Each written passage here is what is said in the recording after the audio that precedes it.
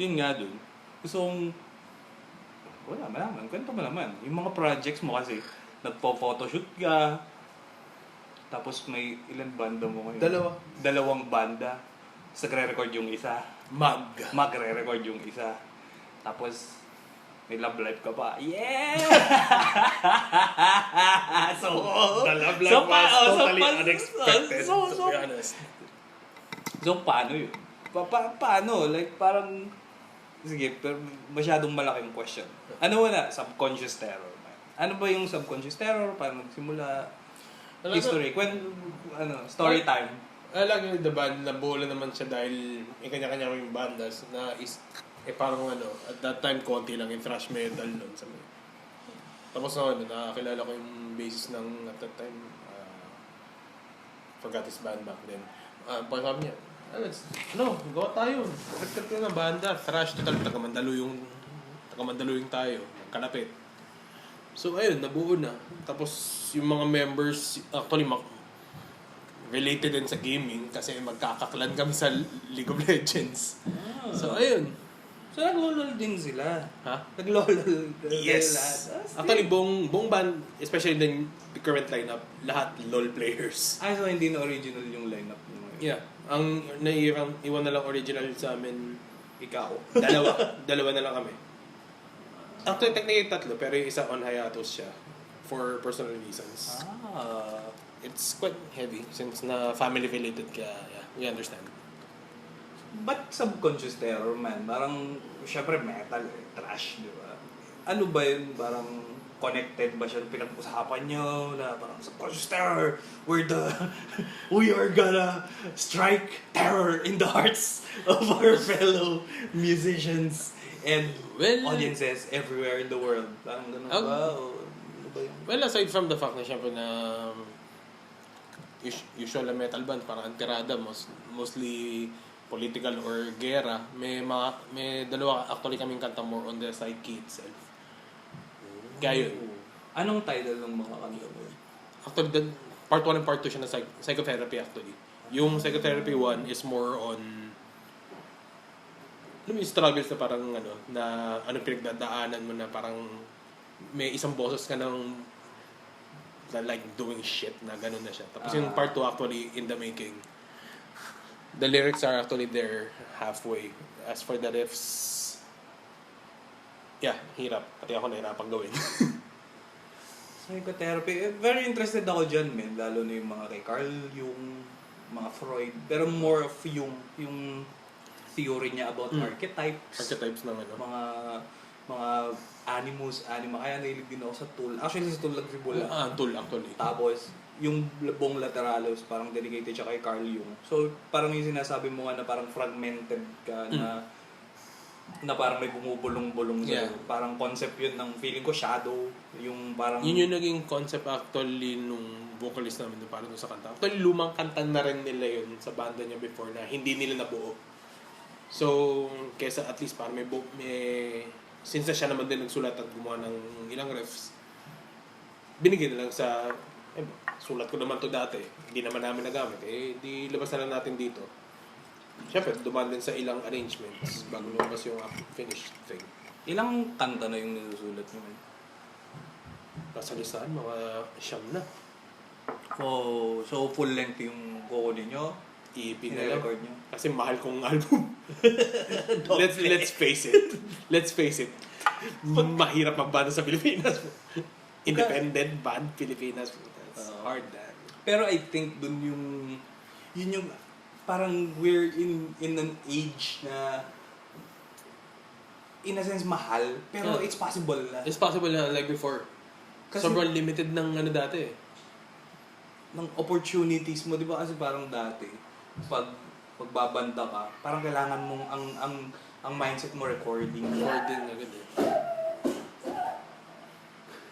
Wait lang. Alright.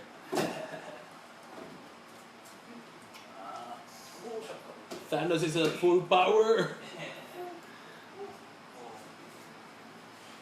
Tawag dito, yung fact na nagka-recording contract ka, parang yun yung hahabulin mo. That was the things before. 90s stuff. Kasi mahal mag-record din. Siguro, mas mahal mag-record nun. Noon. Pero ngayon kasi, well, madami na rin mga most known na recording studios na hindi ganun kamahal. Saan ba yung ano nyo? Saan kayo nagre-record? Actually, wala pa. Nagkaplano pa lang. More on talagang linis. Siyempre, at least para sulit yung nilalabas namin, pero hindi tipong kung ka na recording tsaka pag-aayos. Ano, Doom? Sa Doom kayo? Maganda sa... Maganda. Maganda rin ang baybigayan. I doubt we can actually have that money. Lalo ngayon na may asawa, may anak yung drummer namin. Yeah, it's quite pricey. Pero, kaya nga inaaral ko yung home recording if ever. May interface na naman ako. Nakapag-practice recording na naman ako doon. Yeah, so far, doing good progress despite my busy schedule din sa work. And life work. Ang dami mo may trabaho. Yun nga, yung papala na di ko pa na may work ka pa, tapos photoshoots, tapos banda, tapos girlfriend. Yeah, how to separate myself. Ayos yan. Tawag dito? Gano'n nakatagal yung Subconscious Man? I think 7 years. 2012 eh. Yeah, 7 years. 7 years sa June. Tagal na rin. Ano yung pinaka, parang nagigan nyo na ano? Malaki? Yeah, yung memorable. Ano ba yung most memorable gig mo sa Subconscious? Kasi dami ang banda. May material ka pa pala. Siguro yung dumating dito yung Australian thrash metal band, Desecrator. Tsaka nakailangan na rin kami. May mga foreign acts na nandito nakatugtog kami. That was around 2014-15. Na talagang parang from Australia, may mga ibang taga Malaysia, neighboring countries na dumadayo ng Pilipinas to let their stuff be heard. Yeah. Kasama kami sa mga opening nun. Nung kasagsagan na ang dami pa ng venues. Unlike ngayon, ang dami nagsasara eh.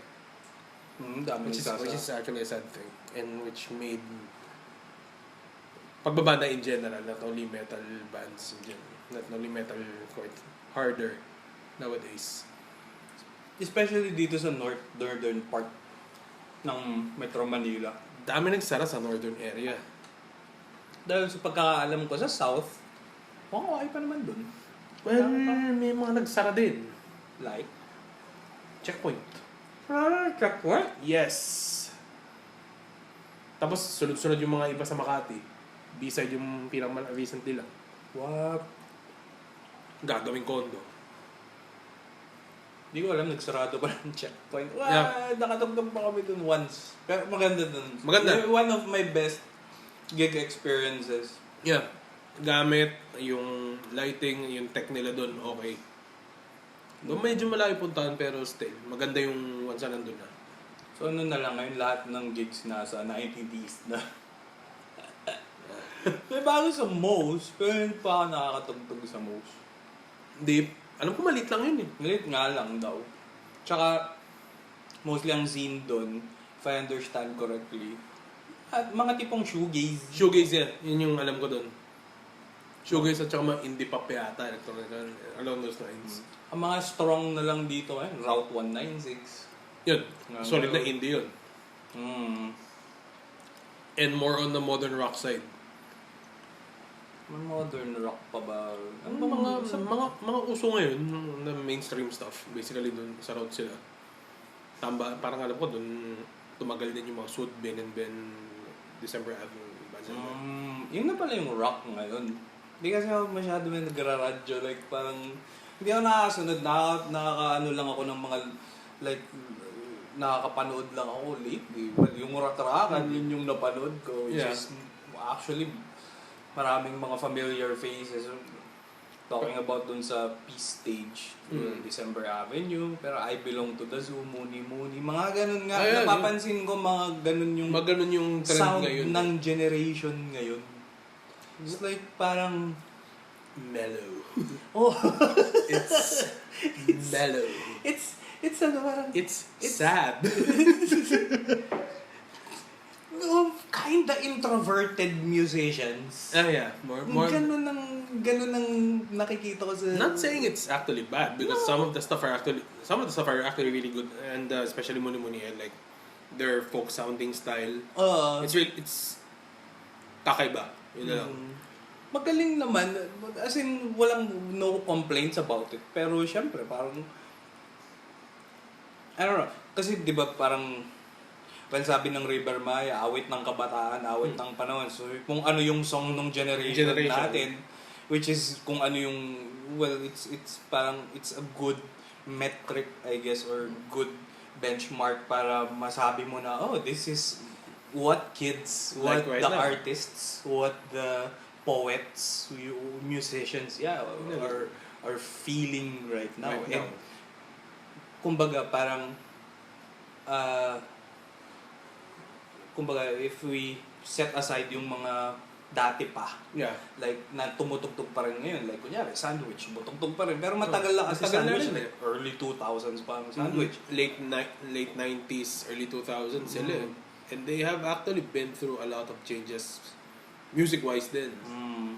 From the Abaya days to sino ngayon, vocalist na ngayon? Si Raymond Marasigan. Raymond Marasigan, which is total U-turn talaga ng genre nila. From the hard rockish, hard rock sound na medyo may gaspang to a pop rock. Right nowadays, it's really far. Same goes for Imago actually. So Imago, parang yun sila yung mga dati pa. Pero ngayon yung mga like parang recent, parang new breed ng musicians, like yun nga. Well, December Avenue is a couple of years na naman kasi ang December Avenue. Muni Muni was para sa akin is practically new. Just actually heard of them late last year. Yun. Ben, Four of Spades nga rin, mga ganun. Parang mid last year sila pumutok eh. Ganun. So sila yung tas balik sa acoustic sila, Moira de la Torre, Clara Benin, mga ganung acts. Parang it's mababait lang ba? it's like parang harmless na alam mo yun and I think ang audience is maghahanap ng thank God for the internet dahil you know, if ayaw mo sa radio, which is yun ngayon yung kumbaga yun yung trending ngayon. That's the, you know, what hits the right notes or the right spots with the listeners. There's the internet. There's the internet. And actually, let's thank the internet as well as these fans of the new generation, the younger kids actually are listening to these soft stuff. At the same time, I find it funny that they also love Tubero. Yes, Tubero number one. Yes, of course. Silang pinaka parang sila ang Leonardo da Vinci. Yan ang tingin ko sa Tubero. Leonardo da Vinci, Michelangelo. Sila yan. Sila yung mga silang geniuses at sila ang mga Renaissance. I think that's it. Yeah. I think of our era ngayon nga as the second, feeling ko lang, is me, second renaissance na nag-explode ng art, nag-explode ng music, na lahat pwede kang gumawa as long as you have the drive, you have the parang intent na execute mo yung like plano mo, Tubero. And the access is to get your music out right now, it's easier than before. Spotify and YouTube. Let's go back. Thank you internet for it actually. Which ang isa man na actually YouTube kasi yung mga video covers nila. I think Clara Benin started that from YouTube din eh. Luis Lansangan, I think they started there as well. And some other singers as well from different countries. Pakataka sa YouTube ng covers, then they suddenly get discovered. And they're really doing great right now. Yun yung gateway mo talaga ngayon. And I think, the internet plays a big part kung ano yung naririnig mo sa radyo. Kasi, doon sila nagsisimula. And then, from the internet to the radio, to TV, parang ganun na yung transition. Kasi dati radio lang talaga. Radio, TV, tapos ka na.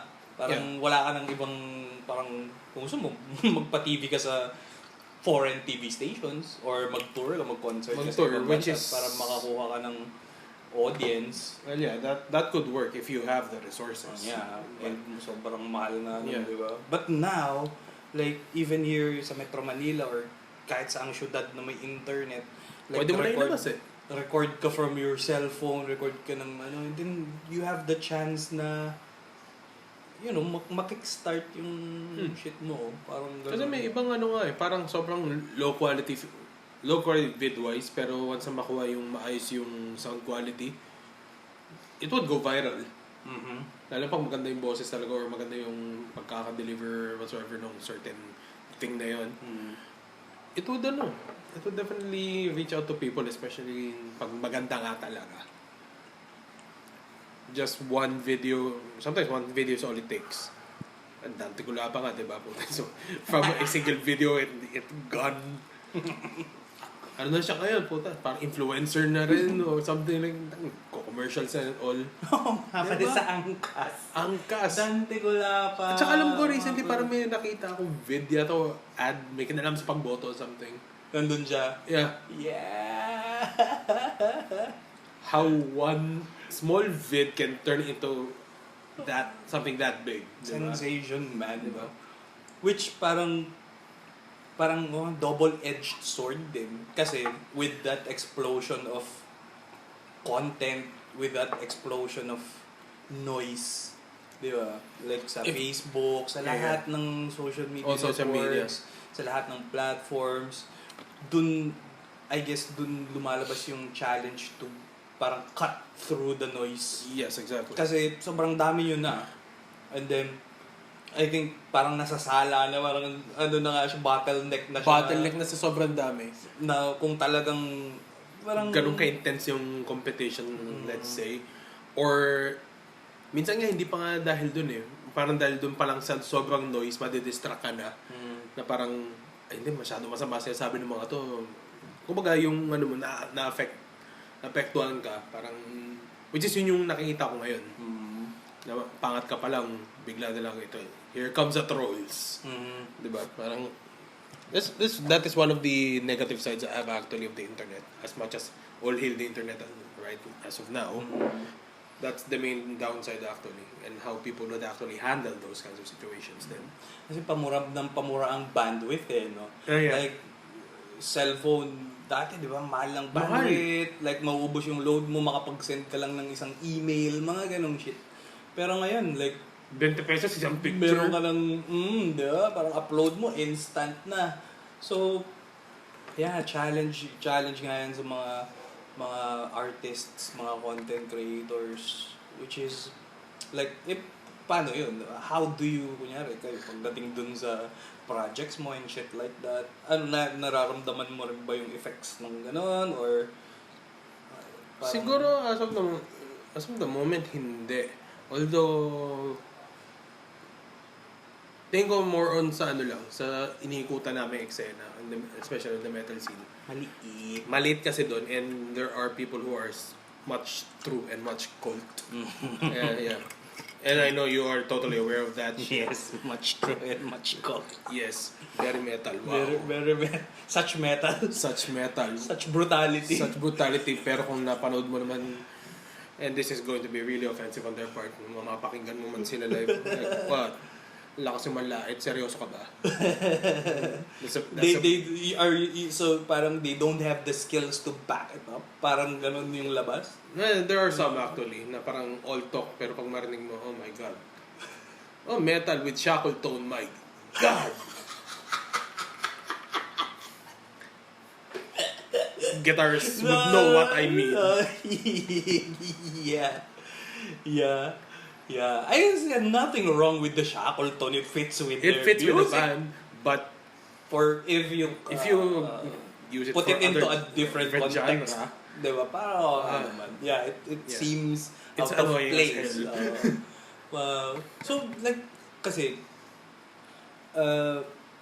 gaano ba, it's very interested ako sa metal scene kasi for siguro bilang lang yung parang pwede mong mapuntahan na metal gigs dito. Like, Lalo na nasa ngayon. sentro na tayo, diba?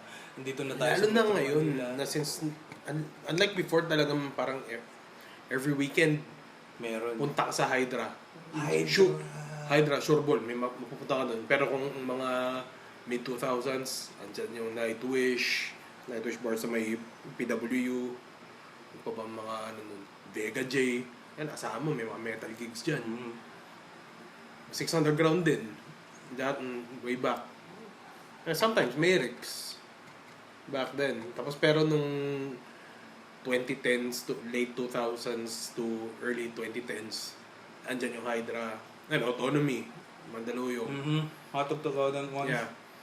Mostly yan, pag sinabi mong Sabado, asahan mo, putik, naka-line up dyan, puro metal. Unlike ngayon na parang, oh shit, asa na mga metal gigs. It's kinda sad actually. So, like in your estimation, ilan na lang yung like parang active na Circles? na I guess metal acts na dito sa Pinas na technically, madami pa rin naman kasi like, mga 200, ganun. Yeah. Sa Metro Manila, may 200 metal bands na... I think that would apply in Luzon alone. Kasi medyo malaki din yung eksena sa Bicol eh.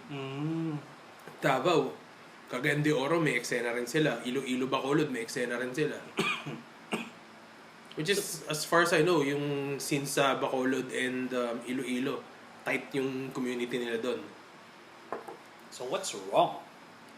What seems to be, marami naman palang banda. Usa pa rin bang away sa mga yung mga nag-aangasan? Metal throw and cult. Well, oo. Ganun pa rin. May nagsasapakan pa rin sa gigs dahil sa... Pero wala na naman. Pero actually, nag-evolve na siya. I won't say it evolved. It rather devolved from actual sapakan to what? Caps lock of death in Facebook. Passive-aggressive stuff. Tapos Dinadala na online. Like, ano tong recent na post na nakita ko? Which is, tawa ko ng tawa kanina nung nabasa ko. Parang, metal na antisocial ka pala, pero lahat ng social media, andun ka. Kanisi na na. Hindi mo na pangalala. Hindi, nakita ko lang yung post actually, na nag-react lang ako na tumawa. Metal ka, lahat ng social media. Antisocial ka, pero lahat ng social media andun ka. What? The irony of it, pero... So wala nagpapaprod kasi walang pera sa meron, walang pumupunta. Meron naman, actually meron naman. Kaso limited yung venues eh. Kumbaga nagkakaagawan sa venue.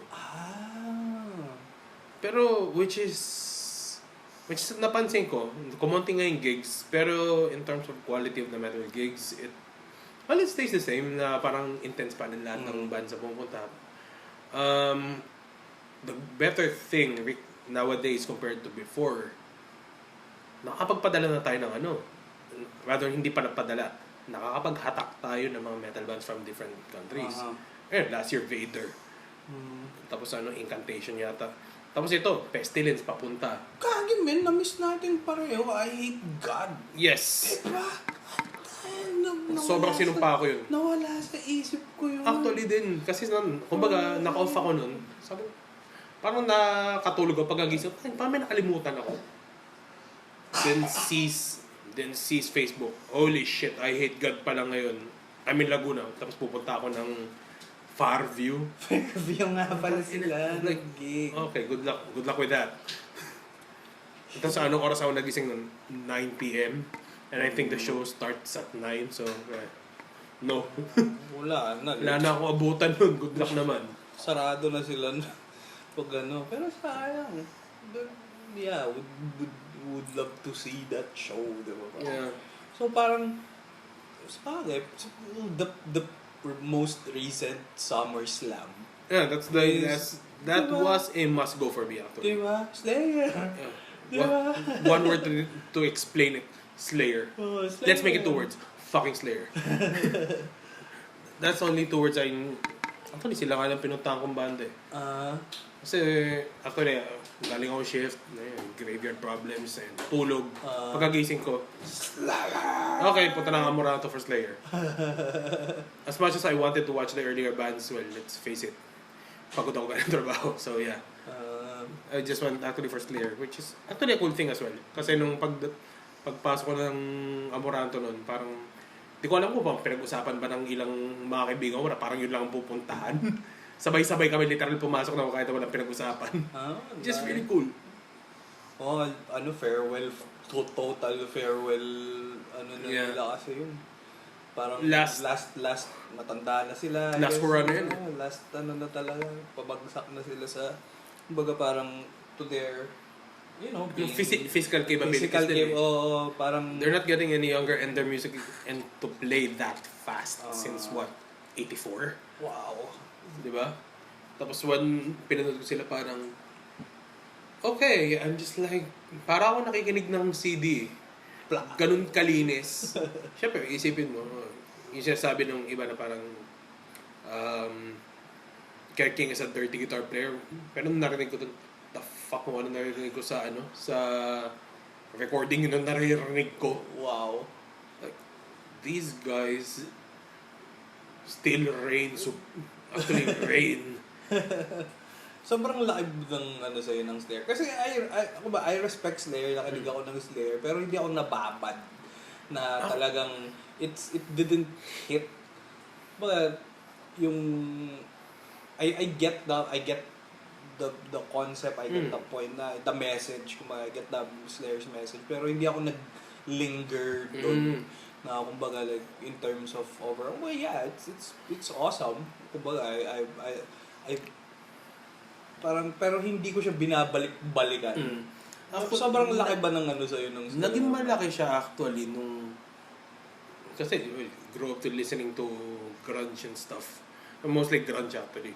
Na Pearl Jam, Stone Temple Pilots, yung tapos mula background ko na rock and roll, mula Kumabana, Converse of Razorback, Wolfgang, the stuff, Guns N' Roses. Tapos biglang may pinakilala sa akin na kaklase ng college na uy, makinig kang ganito, ganyan. One of the first things that I was aware of Metallica and Megadeth at that time. So, yun ang idea ko sa thrash. Well, it was fast. But hearing Slayer, Rain in Blood, that is damn fast and aggressive. And for the whole album, Rain in Blood, to hear that entire album at that speed, well, for a 17-year-old guy, that was a shocker. Ano high school, college? Second year college. Well, at that time, syempre, this stuff I know was the new metal, yung uso nun eh. Slipknot, Korn, Linkin Park, Deftones. Kumbaga, tapos yung mga sa luma, yan, as mentioned earlier, yung Metallica, Megadeth, yun yung idea ko sa thrash. Biglang maririnig ko to, okay, Slayer. It is really an eye-opener to listen to a lot of faster and heavier bands. So, Metallica baby ako. Yun ang Metallica baby talaga. Like, mula Kill 'Em All. Kill 'Em All. Na yun, talagang, like, I don't know, maybe it's the accessibility to... Well, accessible kasi. Accessible na Metallica. Kasi, ultimo video ko, may makikita ka dyan, Nothing Else Matters, Enter Sandman. So, kahit na hindi ka actually fan ng Metallica, maririnig mo sila eh. Siguro Megadeth, mas konti, mababa konti. Symphony of Destruction yung common na kanta nila.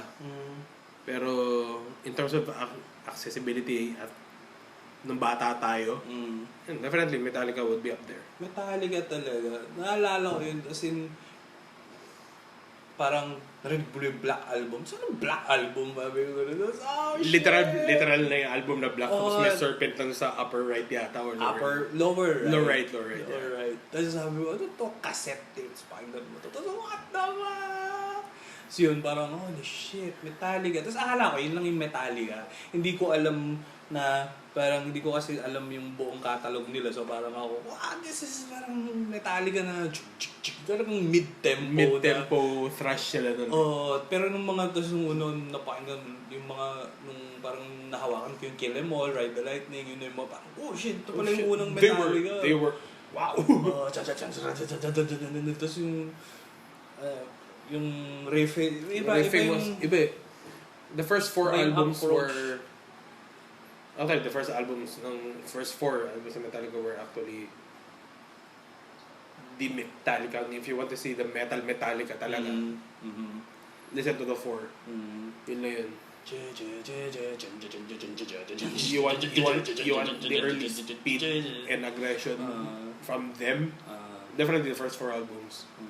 Tapos nag-shift na yung Metallica sa like sa Black Album. Pinakinggan parang that's why many parang fans, parang yun yung nag-fork sa ano nila sa fan base nila. This is not Metallica and shit. Parang gano'n na, bakit ganyan? Or this is not true Metallica. Parang gano'n siya, bagal, di ba? Pero in itself, it created, I guess, a new fan base. New fan base na para like me at that time na, I dig it. Like, ganun lang talaga na... And let's face it, not everyone would appreciate those kinds of riffings and something fast and would be, wow, this is too noisy for me. Like, unlike that, jig. There's a groove eh.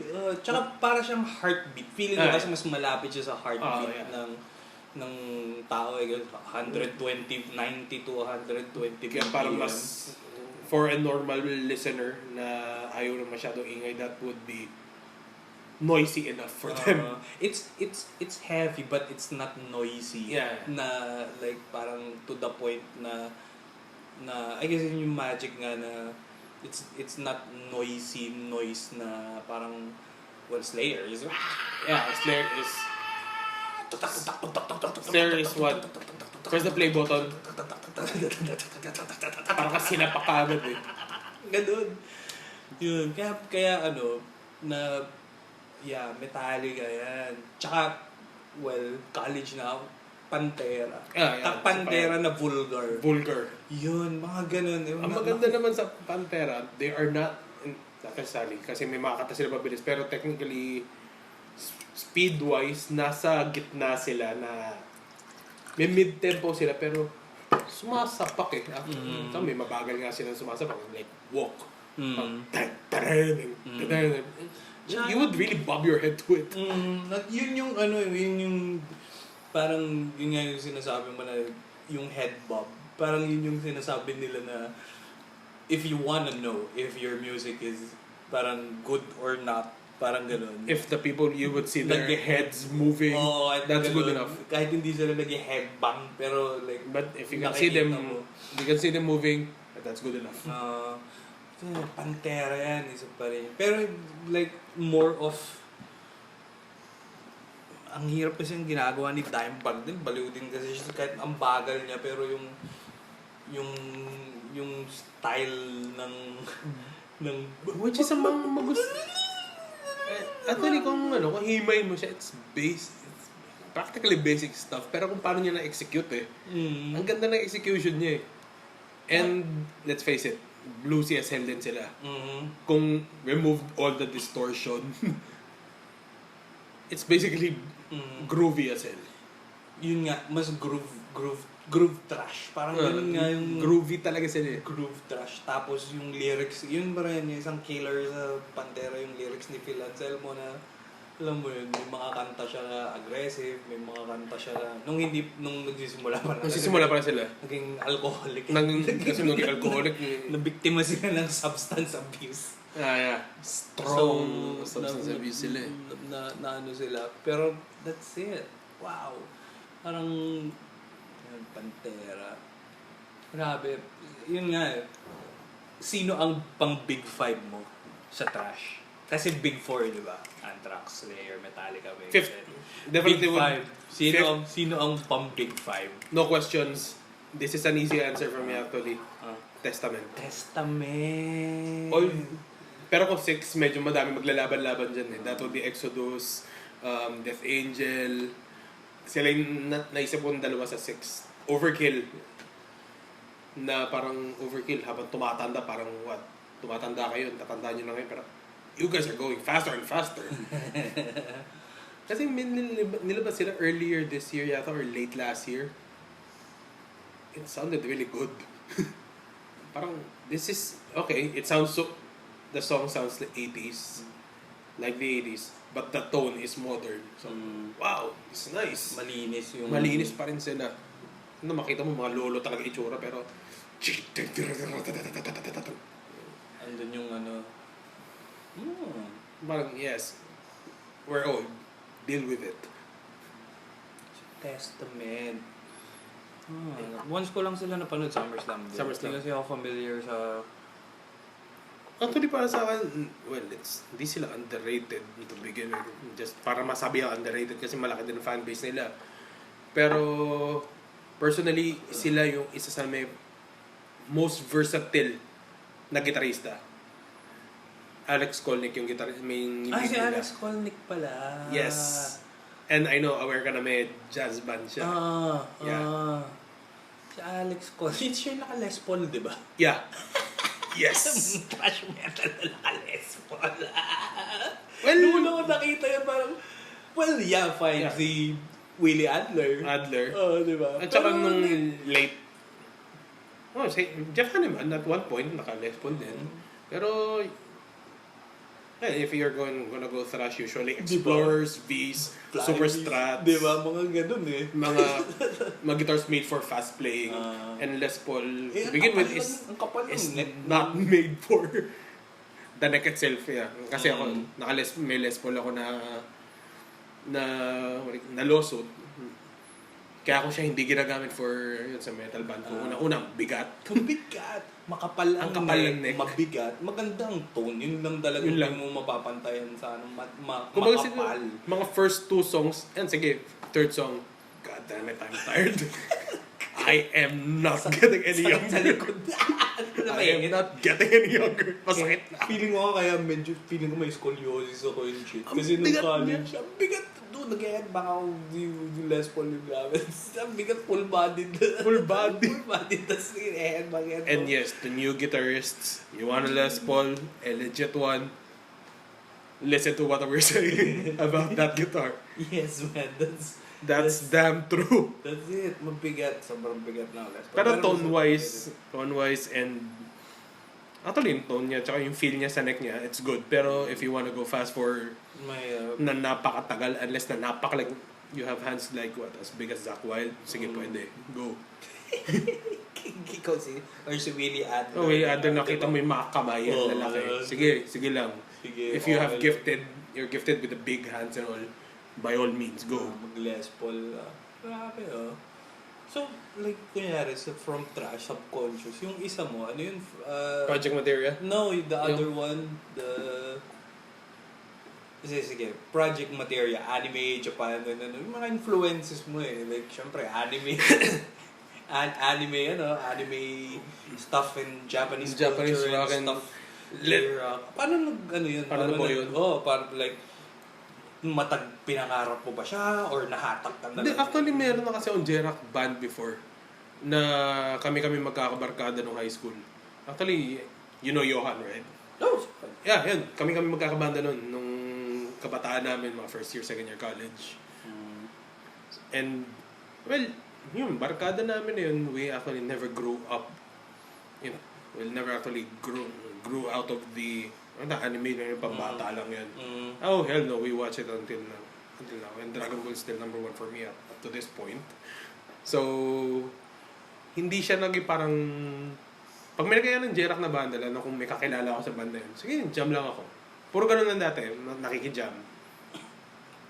Tapos, siyempre, ito na, here comes na nasa metal scene na ako. May times din naman kasi na parang lang umaya ako manood ng metal gigs. Parang wala kaming gig, pero gusto manood ng gig. Pero ibang genre. Usually, pinupunta ko is prog gigs. Or mga hard rock gigs. Doon ko nakilala yung mga Fusebox, Castigo. Which led me to meeting as well, James Cruz, which is the drummer of Project Materia. Na nakita ko rin pag pupunta ako ng mga anime conventions. Kasi may bili din ako from time ng merch. At ginawa kong praktisan actually mga cosplayers sa photography ko. you want a free model. Sorry, this would sound a little bit stupid.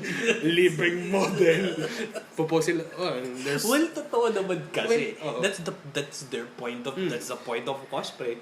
I guess, unless super introverted mo na trip mo lang na nag-iisa ka lang. Pero I guess the whole point is kasi spectacle siya eh. Kailangan mo siyang, kailangan mo ilabas. Pero at the same time, syempre, kinukuhanan mo sila. Parang, syempre, kailangan siguraduhin mo hindi basura din kuha mo sa kanila. Parang, it's nothing like that. Pero going back, na ako, pumupunta sa mga cons, tapos sa rock and prog gigs, which led me nga to meeting JM Cruz, na parang photog din, na parehas kami ng trip actually in terms of photog na mahilig kami sa events or gig shoots, tapos pumupunta sa mga J-rock gigs. So, madalas kami magkasama. Parang napag-usapan lang. Kasi nagkaroon ng open jam sa Cafe Ha, sa Mario Ortigas. Open jam, tugtog. Sabi ko, drummer pa rin. Tapos kakwentuhan.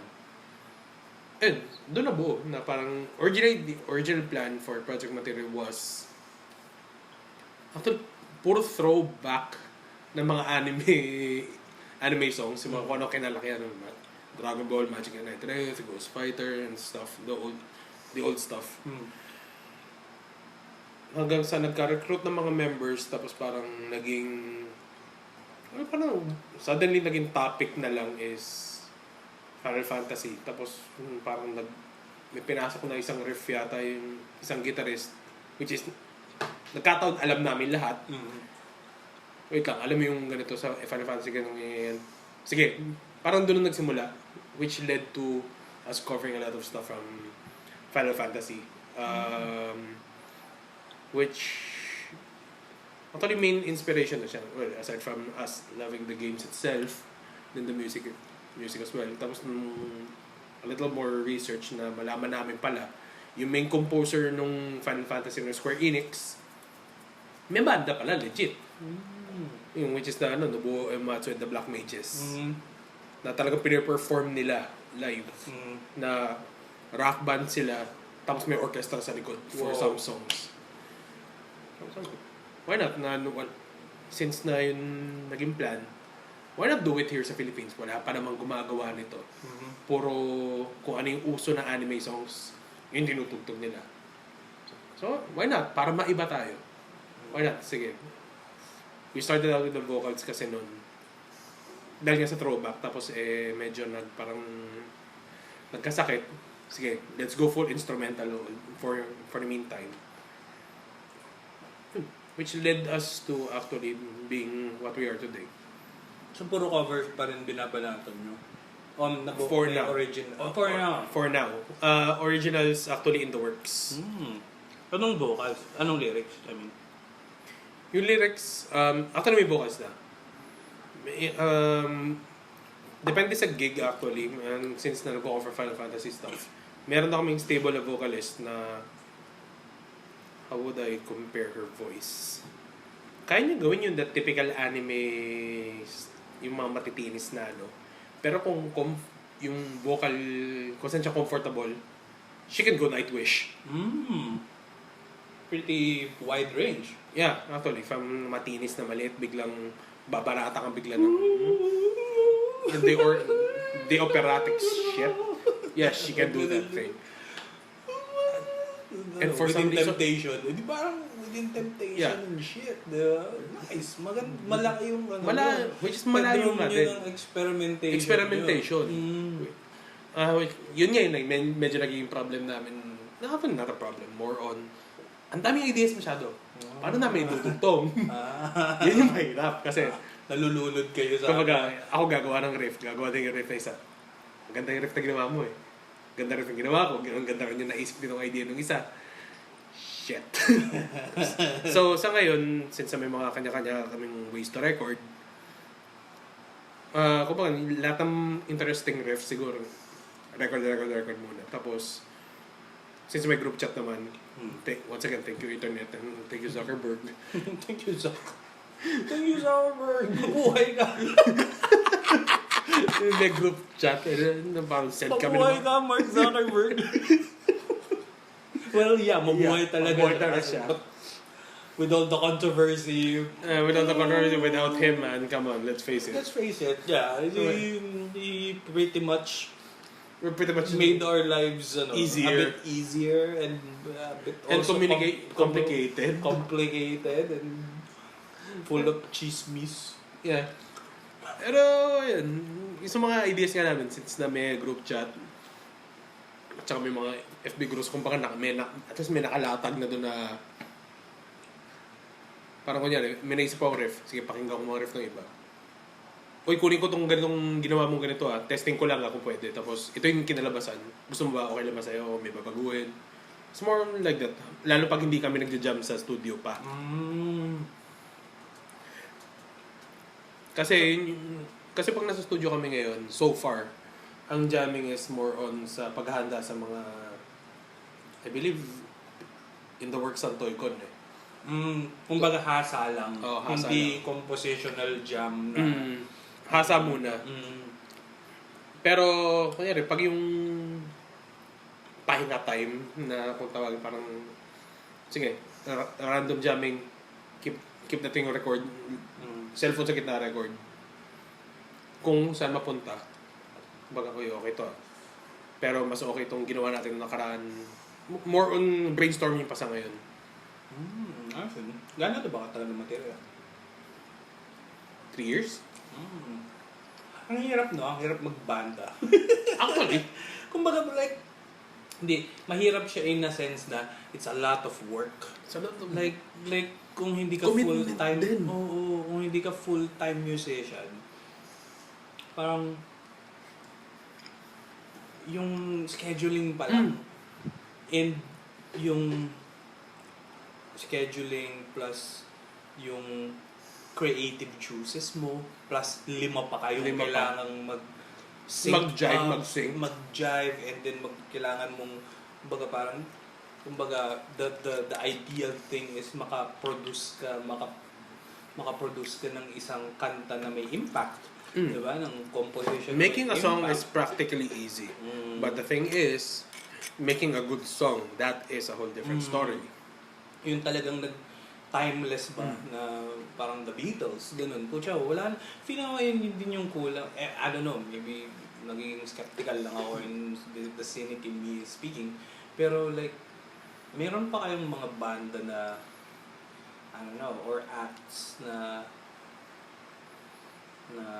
I guess gusto nilang yung kanta nila is may immortalize in a way na parang The Beatles 50 years from Yeah. now will still Diba? be The Beatles, pero at least parang magkakaroon ng impact talaga. Na let's sabihin natin kahit dito sa Pilipinas, that's a big thing. Eraser hits for once. Juan de la Cruz and those kinds of bands, diba? diba? Na talagang I guess siguro yung mga new breed of musicians din ngayon. Tapos ito yun. I think Parang meron naman. Ipapirate yun. Pero feeling ko, issue pa rin ba ang piracy, man? Like, music piracy. Is it still... Di ba, dati way back, sobrang Talagang laking issue eh. ng music piracy na alam mo yun, nagkakasuhan na, alam mo yung pati Metallica, si Lars Ulrich. Yung sa ano to? Napster ba yun? Napster. That was Napster back then. Pero right now, with all the platforms, parang hindi na siya ganun nabaliktad yung situation na nag-decide yung mga artist na okay, since tanakawin nyo lang din naman, labas na namin libre.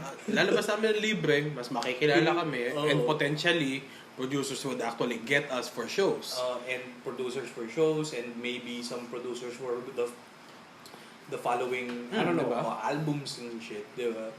Parang, in a way, pero ang mahirap nga yung... Mahirap kasi monetization eh. Monetization and yung production. Production na eh. Well, it's the fun part din naman kasi. Nagre-record ka, studio ka, excited. At saka, to be part of it, well, nasa prod tayo. We've been there. Yeah. We've been, yes, hayrak-rakan. We've been doing part that of it, actually. For, what, a decade? now that you've mentioned it, parang, yeah, what the fuck, man? Parang ngayon lang nare-realize ko na, fuck, we've been part of some shit. Di ba? And this is not some small shit.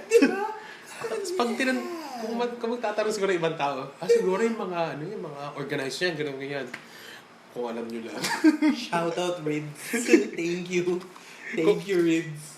Yeah, it was all the, all that makes Rakrakan and Rakista work. It is a fun ride, actually. No, di pa tapos, man. It Di is. pa tapos. Kaya sabi ko, it is a fun ride. It was. Yeah. That's totally different. Yeah. Ay naman.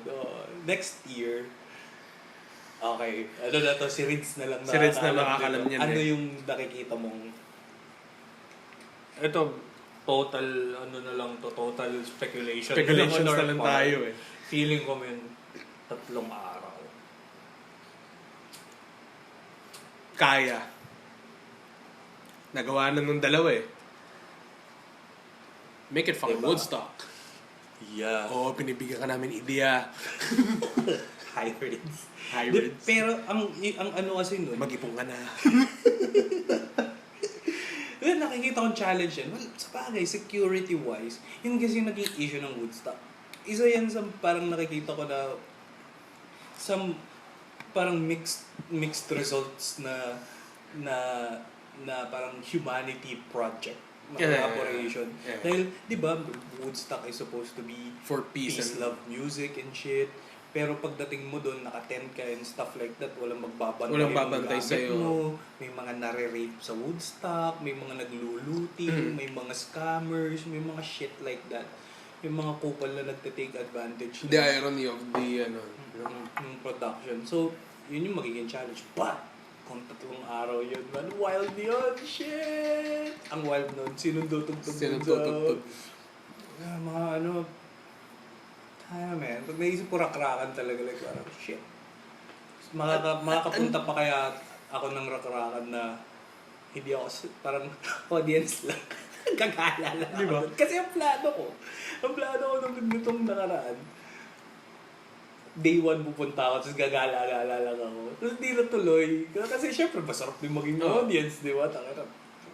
Oo, masarap sa backstage. Masarap sa backstage. Talagang nakikita mo yung you know, I think misconception nga para sa ibang tao yun na kala nyo masaya sa backstage na part of the prod team.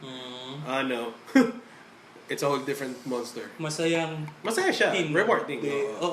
Masayang hindi in the sense na nakakapagod, nakakainis, may mga let's say there are some rockstars. May mga manage. Actually, hindi yung bande. Yung mga managers. Manager nila. Well, on the other end kasi din ng spectrum din, kaya nga silang manager, they have to make money. So you have to consider that. Ako, kahit ako yung host, matatanong ako about this and that. Sir, host lang po ako. Di ba? Di ba nag-host? It's fun. It's fun, yeah. It's the festival, is, I don't know, man. It's ikaw, ano tingin mo sa like future ng mga festivals na ganyan? Like, Rakrakan, the next year. Well, in terms of the trends, it's going bigger and bigger, which is really nice actually. Rakrakan is kind of setting the bar for other concerts as well. It's the biggest, man. I think it's the biggest. So as well. So far. In terms of local, Yeah, like speaking of local acts and shit, like productions featuring all local talent and shit. Yeah, if you Rakrakan is the biggest so far. The biggest, man. I think the admission there's 20,000. Yeah, 20-30. Oh, what the fuck? Man, that's a lot of people. Parang nakakapagod nga, maggala ka lang dun eh. Like isang stage dito ka. Butang lipat ka sa kabila, pagod ka na. Tapos may mga skate parks pa, may mga ganung shit, may mga arts. It's a whole, which is ang maganda sa Rakrakan kasi, it started as, bar lang tayo dati. Oh, man. Tapos parking lot. Oo. Tapos kinuha na yung gilid ng bawan ng circuit. Palaki ng palaki. Alala ko ng parking lot. So may Blue Wave? Blue Wave, yeah. Lit lang nun, no? Pero ilang tao yun? Mga around 2K people. Still, at saka ang daming tao sa labas. Uy, pasok kami! Stuff. Tsaka, I think Yeah, man. Stay. I think the music, feeling ko, with with this music thing happening in the Philippines, tingin ko sobrang daming talent na nakatago lang dyan na kailangan lang mabigyan ng break, which is thanks to the cellphone, thanks to technology na napapadali na mabibigat ang competition, which brings me to another thing, like, is it still worth it na magbanda ka for, I think, I don't know, for I guess natatanong ko to kasi wala dun yung motivation ko para tumugtog. Kasi personally, kunyari gusto ko mag-gitara and shit, parang mostly ginagawa ko siya for hobby na lang. For me. Parang jackal siya. Parang jackal. You know, like, may phone mo okay. Like, parang, fuck this, ang sarap niyang gawin. Diba? Pero kung ma-execute ko siya sa banda, especially if medyo far out yung concept, like, tapos may mga makikilala ka rin na who can actually get the vibe and everything. Diba? That's awesome. Pero I think touching on that topic, that would actually depend on the band themselves. Uphill, no? Depende kung nasa ang, I guess, eksena ka nga. Kung nasa, feeling ko, pwede kang lumaki like how Eraserheads did it. Or how Up Dharma Down did it. Diba? Like, ngayon po siya, Up Dharma, man. Yun yung talagang hindi ko... Para sa akin, sila yung wow. Oo, feeling ko, man, if may magre-represent ng Pilipinas ngayon na banda, Up Dharma ako. Up Dharma, man. Yun talaga. Galing nila eh. The way they did the whole thing. Sobrang intricate nila sa setup. Although, sasabihin na iba, arte naman mga ito, tagal mag-setup. Please, be a musician. Please, be a musician. Please. Before you actually say this, musikero ka ba? Ako personally, just to get that thing out, on na perfect, everything is perfect, I understand them. Kaya yung sinasabi ng iba parang, ba't gano'n tagal-tagal? Nakatugtog ka na ba? Ito nga yun. Ang arrogante ng dating pero that's the truth. That's the truth. As arrogant as it may sound. Ito pa, gusto kong ipang ano na dyan kasi nag-ano na ako eh. Parang kumbaga, I guess, the age and fatherhood and shit like that. The priorities happened. Kumbaga, the mindset changed. Kumbaga, like, my old younger, I had to shed that shit kasi I have to rearrange my thoughts, my value system, lahat ng yun. So yung kumbaga, hindi ko na blurt out like before na wala namang pakialam talaga. I had the tendency way back then. Pero ang gusto kong sabihin dyan, dude, sino bang may ganda sa inyo sa video? Okay. Diba? Yan lang, kapag may pakit ganito, dude, may ganda ka ba sa video? Diba? Yun lang, men. Tapos na yung kaso magsusuntukan. Susuntukan sila dun. Mga kasi mapaaway ako, hindi pwede. I can't go to prison then. I have the little kid running around. That's it. May kanta ka ba sa video? Yabang. Yabang mo. Bakit pala yung kanta? Bakit si Justin Bieber? Okay. Ilan kanta mo sa video? Diba? Ilan taon kumakanta niyan? Ilan taon nanonood sa concert niyan? Meron ka bang believers? As much as ayoko sa kanya, pero bringing that up, diba? Like, dude, ito nga, parang ang daming nag-aano kay Justin Bieber dati. Way back pa na, like, parang natatawa na lang ako when I look back. Parang, dude, parang, why do you hate the guy? Dude, he's 20-something and he's on top of the world. Anong gagawin mo? Buta, hindi syempre, siya tayo mo si Selena Gomez. Sino bang gusto mo? Dude, in your 20s? Global sensation ka?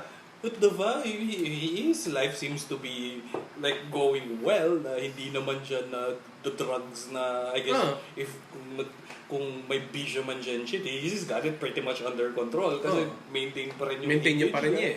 May modeling shit siya. So parang, I think he's killing it. Hindi mo lang talaga trip. Pero on the other end, ilan nga ba kanta mo sa Joke eh.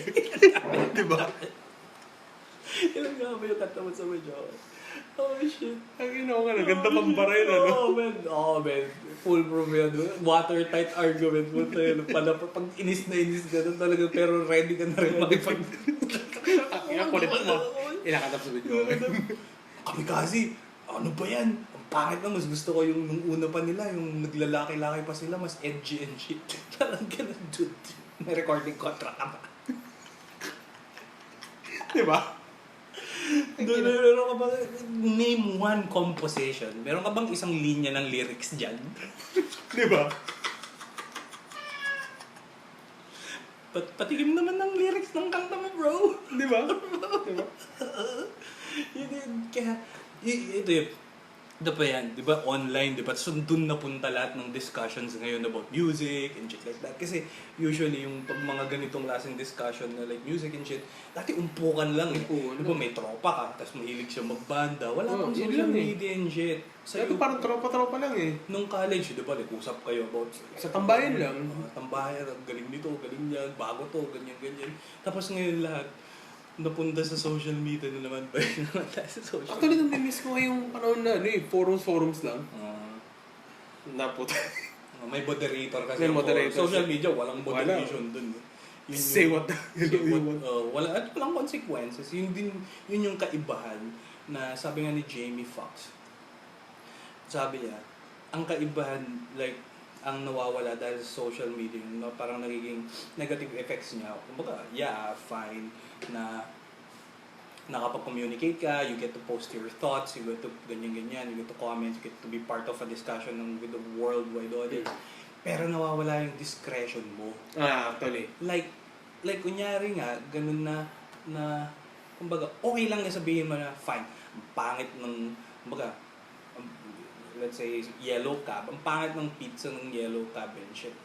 Parang ganun. Pero, you won't, sa online, pag sabihin mo yun, okay lang yun. Kasi parang, detach ka for some, like, parang, in a sense, detach ka na walang, alam mo yun, faceless ka pa rin in a sense. Parang, digital entity ka eh. Pero you won't say that, like, in public na in the restaurant itself. Unless na siguro may naranasan ka doon. Na parang on the spot na parang shit happened there. Or nasa ibang bahay ka, tapos di mo trip yung luto. Parang yun. Diba di masarap? Di mo sasabihin di masarap yun if nasa harap mo yung ano. So parang nakakalimutan nila yung parang yun din yung sa forums. Way back before, ganun, may ganun pa rin sense yung tao na like, I guess with the anonymity kasi forums is ID eh. Di ba? Social media, buong pangalan mo yun. Pangalan, unless na-troll ka. Take Zuck. So, parang ganun. So, like, wala yung mga, I love music. Pero pag pumasok ka minsan sa mga music groups, mga music community and shit, mga music pages lang eh. Cancer. Yun na lang eh. Just one word to describe it. Cancer. Ang cancer. Tapos, ang mahirap dun, parang, alam mo yun, parang, tatanga! Ayaw mo sabihin nun eh, pero, ang tanga mo, parang gano'n, what the fuck? Parang, don't basic, man. Parang gano'n. Speaking of which, meron ganyan. Ang basic nun, man. May ginawa na nga kami. Nasa iyo ang Google, man. Ano diba? Like, literal na lahat. Tapos yung well, ito, personal experience sa mga guitar groups, lalo sa Lintek na napakagaling na pedalboards Pinoy. Noong una, healthy discussions. Kasi di ko alam kung ano nangyari doon na parang you were there to, kung baka may isang, sabi natin, may naglabas ng video na parang, uy, pa-critic naman. Tapos pag pinuna mo, snowflake. You were asking for a critic. Feedback. You're asking for feedback, tapos iiyak ka dyan? Like, what the hell? Tapos makita mo yung mga payong pwede bang gamitin panlinis ng strings sa gitara ang alcohol? Hindi, sige, fine. Give him the benefit of the doubt. Benefit, fine. Sige, fine. Pero may mga talagang tatanga lang. Hindi ko ma-explain exactly yung situation. Kasi napakadami. Napakadami. Na parang alam mo yun na seryo. Kasi syempre rin ba, alam naman natin ng mindset ng troll. We can do it. Napakadaling mang troll. Napakadaling mang troll sa internet. Pero mararamdaman mo yun. Importante, troll lang tong... Alright, you were saying YM. Let's say we're going back to the discussion na siguro we are blessed. Nasa dumaan tayo sa early stages of the internet. Kumbaga nung ini-introduce pa lang internet nung panahon na yun. YM, MIRC. Yes, Hail MIRC. Dude, Yahoo Groups, man. Yahoo Groups. Na parang sige, may anonymity nga dun. Pero alam mo yun, may ano pa rin eh. May discretion pa rin yung tao. Diba? Yun, man, yung key talaga, I guess, where we sound old, but, you know, practice a bit more discretion in your... At saka, especially into the newer, not necessarily newer generation, pero the newer apes who actually just experience the internet. Especially sa mga iba mas matanda sa atin na parang may mag-comment lang na parang hindi nila gusto, parang ano to, inaaway ako. Swerte tayo ng panahon natin kasi alam natin how to deal with trolls. Yeah. Unlike yung ibang tao ngayon, parang konting mo lang. Okay, here comes the pain. Iiyak na to. Ang ganun. Oh, man. This whole thing is... this whole thing is...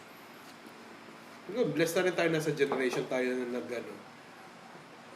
ano yung sabi ng iba doon? Para tayong tulay ng analog to digital and stuff. And that kind of thing. Ang term ko dyan, nasa cusp. Yeah. Nandun tayo sa transition. Nasa transition ng dalawa eh. Naabutan natin ng cassettes and then nag-evolve siya into CDs. And then po siya naalala CDs to MP3s. Mga MP3s ng CDR King. Yeah. Grabe man, sobrang yun. Tapos MP3s na nagkaroon ng video. Dun sa player mismo. And then you had ang next evolution na nun was I guess the CD MP3. VCD. Nagkaroon ng VCDs na, and then eventually DVD, and then eventually smartphones na. Smartphone streams. Smartphones na. Then ngayon na live na live showings ng mga streams. Yeah, which is ngayon. Na yung streams, buhay pa naman siya in the form of radio. That was the granddaddy of streaming actually. Pero siguro another one is going to podcast like this. Yeah. Then here comes the new thing with video and all. Diba? And incorporating games or even just normal whatever shit that people want to do. They can actually stream it. Diba? Parang nabutan natin yung transition of how something was to ano na siya ngayon. Yeah. Oh man, kailan ka ba huling nakahawak ng cassette tape? Naalala mo pa ba? Paano, di ba? Araw-araw dati may cassette eh. At saka sure, gawain mo to. Ballpen. Yes, that one. Ballpen. At saka pag magre-record ka, may gusto kong kanta, makikinig ka sa radyo, aabangan mo talaga. Pipiratahin mo. That was old shit piracy, man. Oh, man. Bootleg sa radyo. Tapos nakakapikon, patapos ang kata magsasalita yung DJ. And that was the last, man. Diba? Yung mga, I think kaya rin siguro, feeling ko, napunta, I guess, I had an interest with the recording process itself is, naalala ko nung maliit, like way back, siguro elementary school days. Yung pinsan ko, kaming dalawa, nag-record kami, bumibili kami yung blank tapes, tapos nag-record kami sa karaoke. Gitara, acoustic, pero tagal lang na, like super the young days talaga. Oo. And that process, masaya kasi siya eh. Actually, yeah, record that's true. ka, ika-capture mo at the right moment, may anticipation, may excitement and shit. Tapos dapat alam mo na yung sa Yung gagawin mo. yung sa taas ng tape Tatanggalin mo yun. Yung film na yun. Yun yung parang strip of plastic. Tapos pag gusto mong patungan, lalagyan mo ng papel. O lalagyan mo ng ng tawag dito, scotch tape. Scotch tape yun. Diba? Yeah, it's so different. Yet parang it's not that far. Naging ano na siya eh. Parang... But that was 15 years ago, man. Diba? In 15 years, the change eh. We went from cassette tapes to freaking smartphones. And from something that we can actually hold to nothing. Wala, doon na. It's there. Oh, man. Diba? Parang we had to actually have materials na madami. Ngayon parang may smartphone ka lang, may laptop ka lang, it's all there. Kumbaga yung level of convenience. Nakakaano rin eh, no? For some reason, I guess. I miss the old times. Feeling ko, I'd like to try something like that. Like, I think nagiging trend siya ngayon with I guess older musicians na balik sa yung klase analog ng recording. Yeah. Like analog in a sense na hindi siya multitrack. Talagang sabay-sabay. Like isang take. That's it. Kaya sobrang gagaling dati ng mga musicians. Yung dati kasi one take lang and mahal lang take.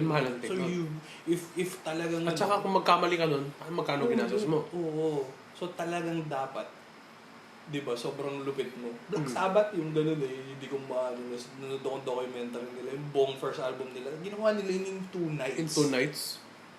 Nasa vocal booth si OC tapos bumabalot yung tatlo sa talagang man, dire-diretso na yun. Parang, holy shit. Diba? Ganon ka yung amount ng precision. Kasi ngayon pwedeng, nagkamali ako, pause mo. Diba? Ganon na ngayon eh. Parang ganon. Which is, I guess nawawala yung, I don't know, there's some things missing compared to you from the experience compared dun sa talagang sabay-sabay kayo na kung anong yung parang may sort of magle-let go ka of imperfections na talagang ito hindi saktong-sakto tong ko na to pero nandun yung live na feel. So I think ewan ko if I got the chance to get to record again on a band setting, I'd like to try that. Mukhang masaya siya eh. Pero now that you mention it na on how the bands were back then, at saka yung pinag-usapan nga natin kanina on Slayer on how clean they were live. Kasi personally nung napakinggan ko sila live kaysa sa mga ibang the newer bands that I've watched live, personally sabi ko, there is a major difference. I think yun na parang before they actually record their shit, talagang pulido lahat.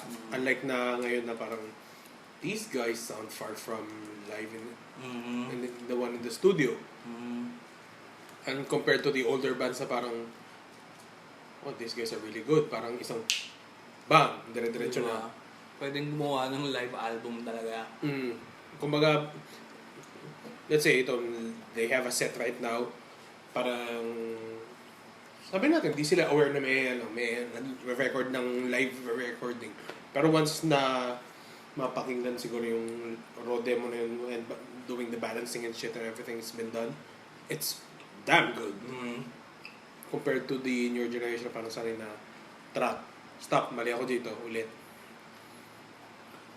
Ang isa sa mga ganyan na recently din na-discover ko, ginawa nila, may sugar. May sugar. This is one take. What the? I think kailangan natin bumalik sa ganung klase approach into like recording kasi may sugar ganun din. Well, speaking of may sugar, yun nga yung parang principle din nila eh. Na parang as much as possible, parang one take na diretso sila eh. Kaya pag mga videos nila live, ano sabi mo? kada napapanood ko sila yung mga in terms of videos, lives, at saka mga ano, linis nila. Parang, oh, these guys are really good. Despite all the memes and stuff. Pero, them as a band, wow. Bangla siya. Shit, man. Tingin ko yun yung major difference ng ano eh, from the bands na nagsimula ng, who recorded the old way, compared to din yung ngayon na parang stop, click, and ulit. I think that's the major difference. Well, for me, that may be the case, but may not apply to some. Pero parang plus respect yun eh. Di ba? Parang, ano, sabi natin, ikaw, sound engineer. Sige, take 1, 2, 3. Sabay, tumugtog lang sila. Okay, wala nang take, maayos na kayo eh. Tsaka yung Diba? sound engineer, mas makaka-focus siya na kumbaga nagtitimpla-timpla siya sa yung sa board niya. Sa board. Talagang ganon. That's interesting. Diba? Iba yung ano eh, iba yung... Siguro maintindihan ko na multi-track in terms of, lalo kung ganon. Yung mga bands na kailangan mag-switch ko ng patches in order from... In the guitarist point of view, from a rhythm tone to suddenly to a lead tone na mga ganon stuff. Pero aside from that, yung isang pasada pa rin. That's wow. I think that's it, man. Again, parang maisip na pwede natin puntahan yung discussion. Yeah, actually. Yeah, this is fun. This is fun. Yeah, actually. Diba? Kasi mayroon pa tayong maybe one time. We're gonna... Tatlo tayo or whatever. Oh, This is fun. This is fun. Actually. So yeah. Alright. This is that.